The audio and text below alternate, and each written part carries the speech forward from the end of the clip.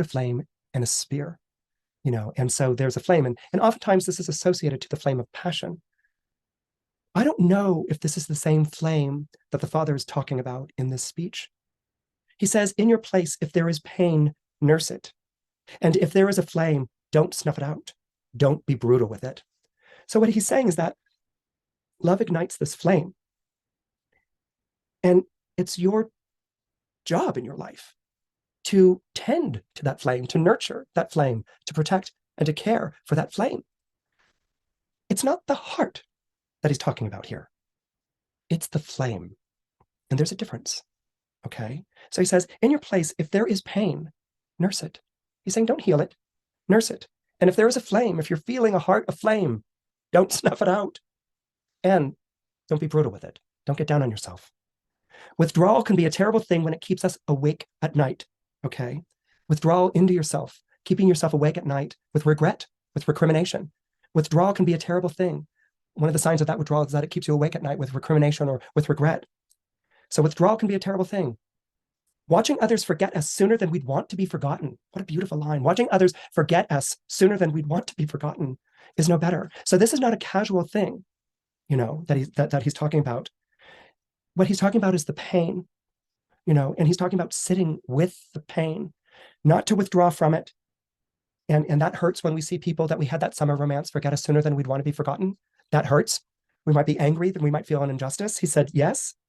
But then that makes us want to, he says, we rip out so much of ourselves to be cured of things. We rip out so much of ourselves to be cured of things. Our reaction to a heartbreak, to a disappointment, is to rip it out, is to rip out that heart, to rip out that feeling, to embrace cynicism or being sardonic, or I'll sleep with 1,000 people so it doesn't matter. To embrace that as if that's going to take us away from the pain. And he's saying, no, it's not going to take it away from the pain. And ripping out that heartbreak to be cured of things faster than we should. To be cured of things faster than we should. Listen to that line. We rip out so much of ourselves to be cured of things faster than we should. What's implied here is we will be cured if we have the patience, if we allow, if we tend to the flame. That heart and love will naturally cure itself if we don't do things like withdraw, if we don't do things like, focus on how much we had been hurt either in sorrow or in rage and anger, but that, and don't rip out the heart. We do it to be cured of things faster than we should. That when we rip this heart out, and we do it faster than we should, and we do it multiple times, we go bankrupt by the age of 30 and have less to offer each time we start with someone new. Okay? So if our reaction to that first love is to rip it out and say never again, or to be on edge with someone next time, or to test them, or to be, distant or whatever, and to be hurt again, and to rip out that hurt again, we bankrupt ourselves emotionally, he says, by the age of 30, and have less to offer each time we return again and again. But to feel nothing, okay, but to feel nothing so as not to feel anything, what a waste. Listen to that. But to feel nothing so as not to feel anything, what a waste. To be cavalier, to be casual, to be like, I don't feel anything for you. I'm sorry that you thought there was more going on here. There isn't, So to feel nothing, to put on this affectation, which then becomes an addiction to indifference, to unfeeling. I'm going to feel nothing. And maybe give yourself some sort of remote solace of like, I've been heartbroken so much that, I'm going to feel nothing. No, he's talking about a deliberate choice to feel nothing so as not to feel anything. What a waste. What a waste that is of the heart. And he says to Elio, remember, our hearts and our bodies are given to us only once. What a challenge. What a line. Our hearts and bodies are given to us only once. Is that challenge to, it's given to you only once, so you better make the right decisions. Everything counts. Make the right decisions. Don't go near bad relationships or toxic associations. Don't do anything foolish. They're given to you only once. Preserve it. Keep up your boundaries. Keep people away. Or is he saying our hearts and our bodies are given to us only once, and be robust about it? They're given to us only once, so be robust. Live fully out of your heart. Live fully out of your body. Live fully out of your pain. And if there's a flame of hurt, protect it. Don't snuff it out, because you only get your hearts and your body once.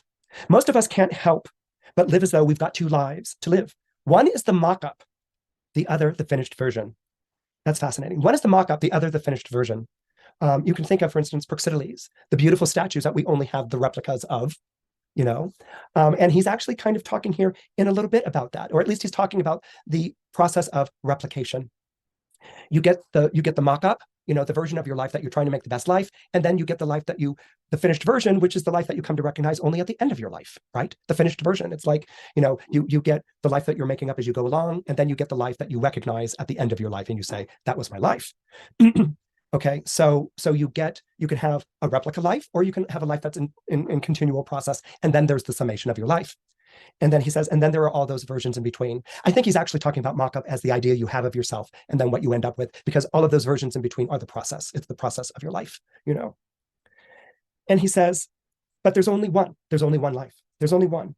Before you know it, your heart is worn out. And as for your body, there comes a point when no one looks at it, much less wants to go near it. And so these are questions, these are almost challenges. The body gets exhausted, the heart gets exhausted.